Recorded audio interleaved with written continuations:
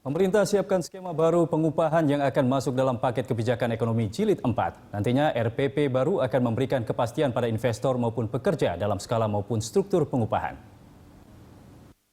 Pemerintah pusat tengah memfinalisasi formulasi baru soal penerapan upah. Bahkan skema pengupahan layak tersebut nantinya akan dimasukkan dalam paket kebijakan keempat yang rencananya akan diluncurkan pekan ini.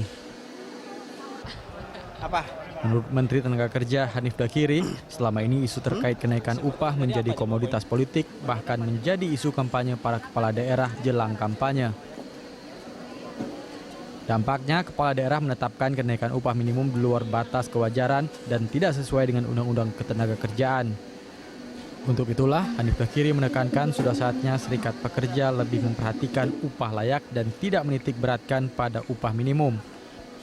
Menurutnya, dalam RPP baru nanti akan memberikan kepastian pada investor maupun pekerja dalam skala maupun struktur pengupahan.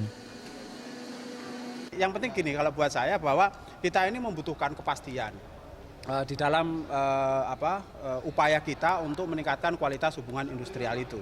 Sehingga melalui regulasi ini kita berharap ke depan itu teman-teman bisa menggeser arena perjuangannya dari upah minimum kepada upah layak. Nah, upah layak yang kita masukkan di dalam RPP ini nantinya adalah terkait dengan kewajiban dari dunia usaha atau pengusaha untuk menerapkan struktur dan skala upah.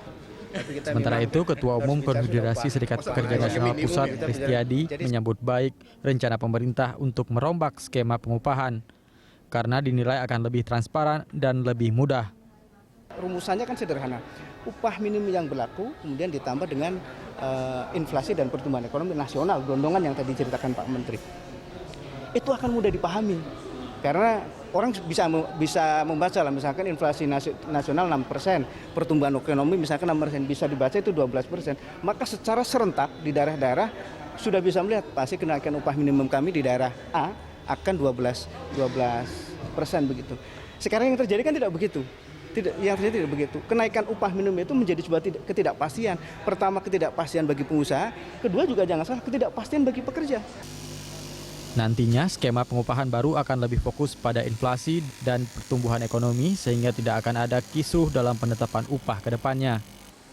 Selain itu, formula pengupahan layak akan dikaji kembali setiap 5 tahun sekali agar memberikan kepastian bagi para pengusaha yang ingin investasi di labor intensif.